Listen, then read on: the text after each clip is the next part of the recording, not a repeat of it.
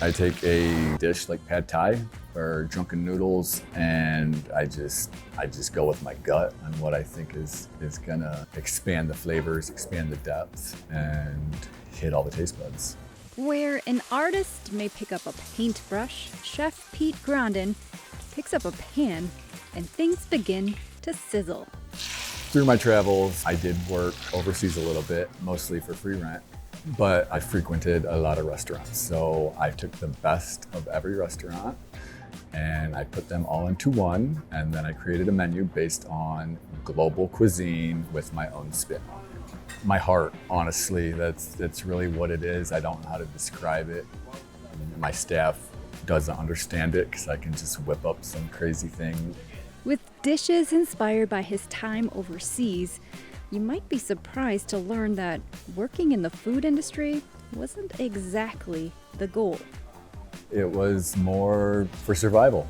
I had no intention of this ever happening. I had no intention of ever becoming a chef or a restaurant owner. It was just a means to an end as a 16-year-old. And I did work all over Mount Pleasant through my very early 20s.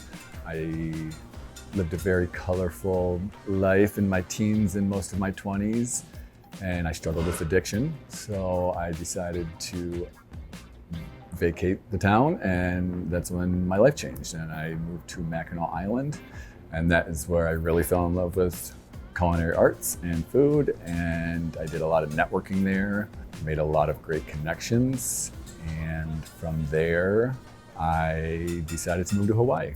And I lived out there for 2 years, and from there I started traveling internationally through Southeast Asia, Europe, the Middle East, and China.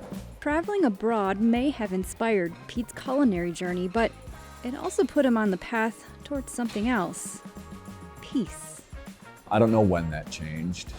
I think it was part of, I told you I had a very colorful life and some struggles in the past, and I think I started noticing I'm a very creative person. I'm an artist, I paint, I do a lot of wood carvings and different, I grow bonsai trees. I'm just a very creative person. I need that in my life. And I think it took 5 or 6 years before I realized, wow, I can do that with food, and it hits all the things that I need in me, And then once food gave me that creative outlet, I noticed healing.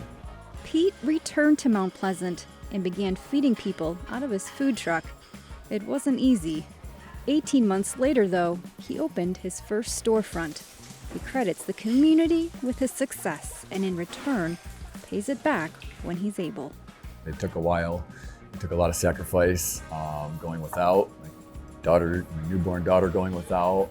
So people think I own a restaurant, and I don't look at this as a restaurant. I look at it more of a community institution. What do you think of when you think of an institution? A hospital, a school, courthouse.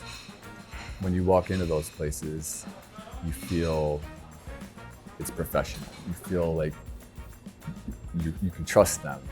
You're getting quality service, quality care. That's what I want for the Twisted Fork.